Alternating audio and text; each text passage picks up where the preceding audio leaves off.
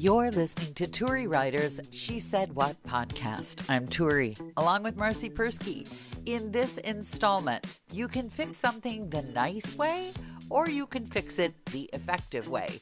The after effects of breakdancing, and when to stash a slingshot in your evening gown. You could spend an entire day having a conversation about the tech stuff that goes wrong on any given morning. Really, you could. True. And everybody's tech stuff would be completely different, and everybody's tech complaint would be completely the same. Agreed. And everybody would be trying to get a hold of Steve in India. Good old Steve in India. Or Steve. He's got just one big machine with 1,000 lines, and he's plugging them in like on old-time TV. Remember Andy of Mayberry? I do. I remember Ernestine, the character developed by... Lily Tomlin. Thank you. Lily Tomlin. Hello. Operator. Yeah. Yep. That's Steve in India now. Yeah, that's what we've got now. Answering everybody's tech question with, did you plug it in? And pull the plug out and plug it back in. Well, actually, funny you should mention that, because although I do not wish to get bogged down on any particular tech discussion, yeah. I did have to do that twice with two different things in the last 2 days where, you know, you can try all the put it gently to bed thing. It's kind of like child rearing. There are two ways of doing it. You can try that thing that you see parents doing in the store. Now, sweetheart. Now, Jennifer, we all know that you cannot put all of the Oreos in the cart and take them home with you. We've all heard that, right? While the kid is screaming and whining. Can I just say something? That's my grown adult daughter. That's not a baby.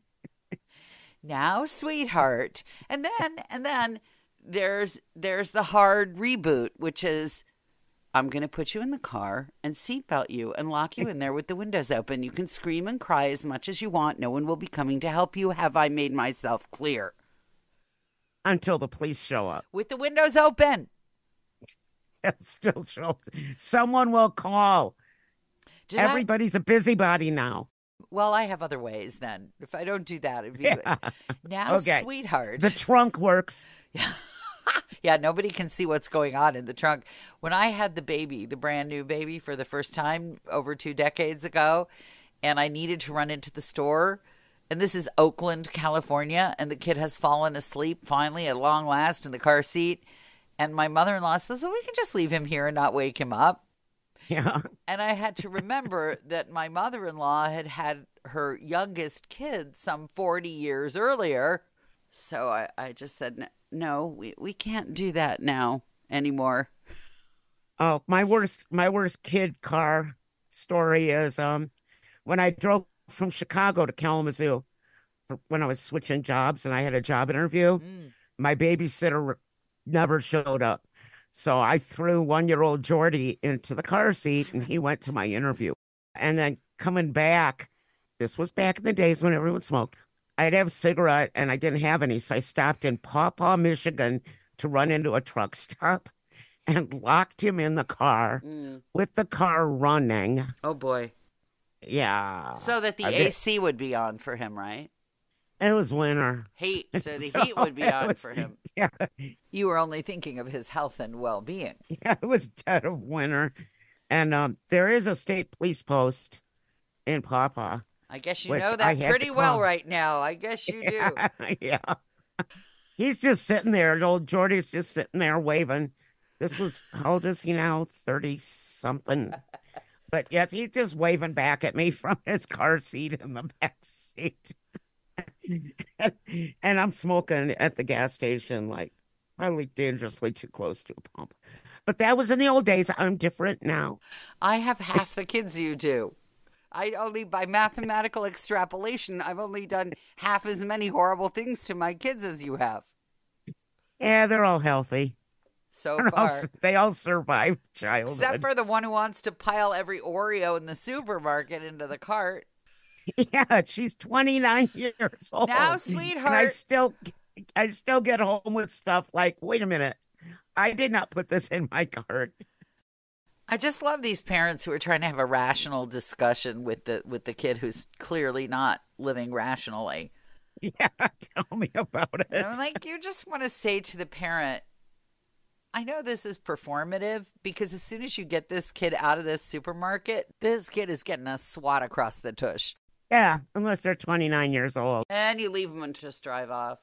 Yeah. You got your thumb. See you later. Yeah. Although in your neck of the woods, I'm not sure about that thumb thing.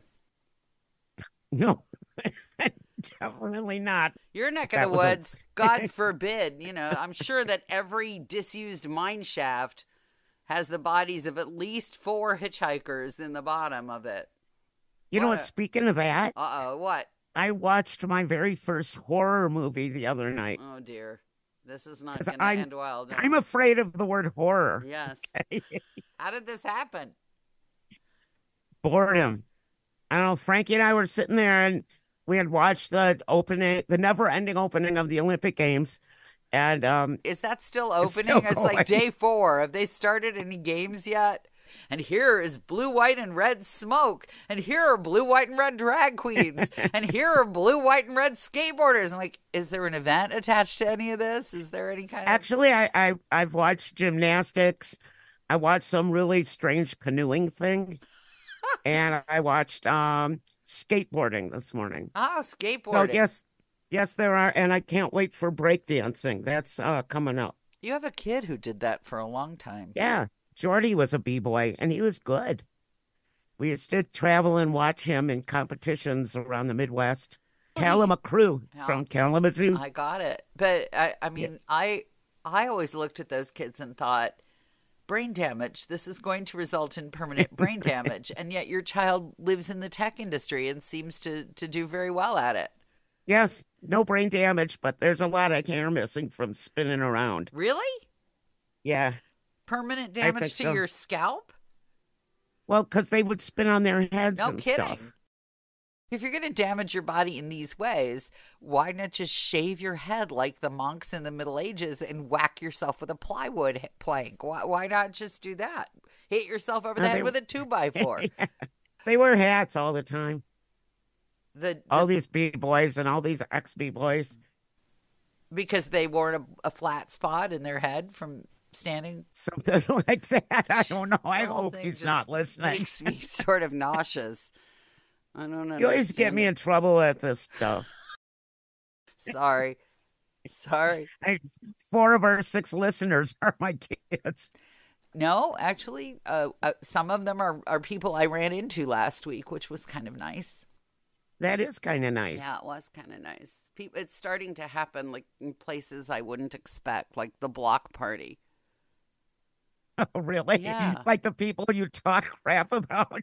No, they don't. No, they have no idea. That's part of the reason why they can behave so badly. Here's the thing I noticed. The people with the fancy brass eaves.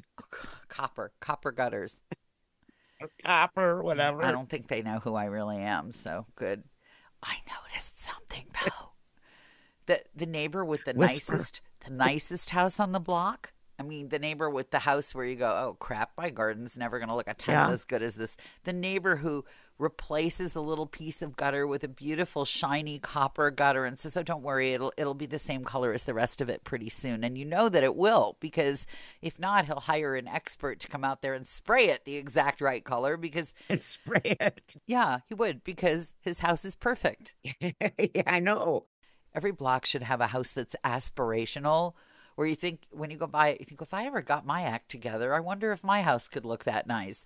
So that's him. And he lives next door, as I believe I've mentioned, to the house that is slowly deconstructing itself in between strange spurts of remodeling where they fix things that have nothing to do with anything. Like the whole place is missing big chunks of stucco and they decide to redo the trim underneath the front porch.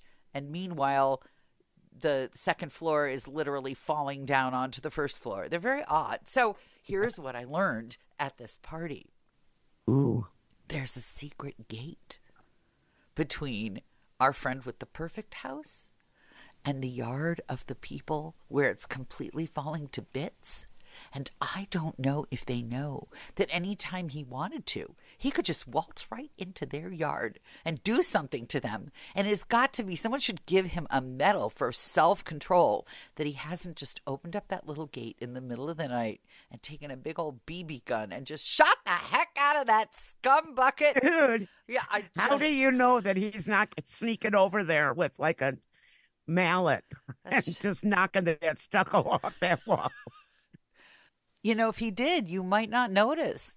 And his crazy... he could be sneaking over there with a sledgehammer in one hand and a mallet in the other hand, and just boom, boom, boom, boom, boom, boom, boom, boom. There's no point. They're going to take the place down themselves. He's got this virulently, violently vegan wife who casts aspersion on regular old vegetarians. She's so self-righteous. I mean, is there some kind of animal research involved in house paint that I don't know about? I'm just really glad that you have to look really hard to find our house. Good. Yeah, that makes sense. So we went to a couple of lovely gatherings, which I never do. It's only if you're really not a social person. I was going to say, do lovely and gathering go together? Yeah, I really am not. I have a friend who sent me the full itinerary of the Taste of Chicago, and I wrote back, no, thank you. And she said, well, I didn't go for the food. I went for the music. And I wrote back, hot, sweaty, crowded. She said, yeah, I guess I understand that. Yes, I understand. But I usually don't go to any kind of gathering because I have turned into a get off my lawn person. The music's too loud, or the food sucks, or the place is inconvenient, or you can't park, or you have to ride the red line, which I also hate. I mean, I've got a million reasons why I won't go anywhere. I got a lot of reasons. And I think I should be singing Sisters, Sisters. But I went to the first event where I got to complain mightily about the food. So that was kind of fun. It was a nice event. I mean, I appreciated the cultural beneficiary. So I was glad to give them some money. And my girlfriend who invited me, who's on the board, knew that if she invited us and gave us free tickets, we would feel obligated to make a donation. So, of course, we did. But what's really great, I've discovered, is if you get to complain in front of the person who's responsible, but not to them, so they can hear how peeved you are, but they're not the recipient. So I go up to my girlfriend and I say to her, look at the food out there. Look at what I get to eat. And I hold up the only thing that doesn't have meat on it, which is a little toothpick with a cherry tomato and a ball of mozzarella cheese. Like, this is for the people who don't eat meat. These little sticks. And she said, and then the other person who's responsible for the mess says, because I'm not complaining to her, I'm complaining to somebody else, but she knows she's responsible. And she said, I thought there were some vegetables. There's supposed to be a vegetable tray. And I look at her and I say, yes, if I want some raw broccoli, I can have that too. Who eats raw broccoli? Nobody. That's why they can get away with putting it out for the vegetarians, because they can buy very little of it and nobody will touch it. And it looks like there's still food for them. That's the trick. You didn't know that trick? That's the crudité trick. We put out a big tray of little carrots and celery sticks and raw broccoli and some cheap Kraft ranch dressing. And that's supposed to make people who are actually hungry for dinner happy. Raw broccoli. Yeah, I had fun. I had fun looking right at her good. in her beautiful evening gown and saying, yes, if I want some raw broccoli, I can have that too. Were you wearing a beautiful evening gown too? No, but she was, and that was fine. It's her business if she wants to wear. She's in charge of the event. It was a very Chicago cultural arts event. There were men in evening gowns. There were women in evening gowns. There were people who identified. And there was you. Yeah, there was us. I would have snuck like behind a bush and just like pelt her with raw broccoli. There's a thought. Where are you when I need you? I can't. Here's I'm here. I know what's wrong with it. I know what's wrong with that idea. I couldn't hit the broadside of a barn with a whole head of broccoli. From now on, you bring a slingshot. Tucked away somewhere. I need training. I'd be thrilled to tuck a slingshot into my evening gown, but I need some I'm kind sure of... your husband knows how to work a I slingshot. have no doubt, but he wasn't the one who was bitching about the raw broccoli and the little bits of tomato and cheese on a stick. But this is why my friend is my friend. She said to us, when this is over, I'm taking you two out to dinner. And I said, you know what? I'm going to let you do that. Thanks for listening to the Turi Writers She Said What podcast. Since you've made it to the end, you might want to know that my book, She Said What? A Life on the Air, is not only available in print, but now also in complete audiobook form, narrated by me and available on Audible.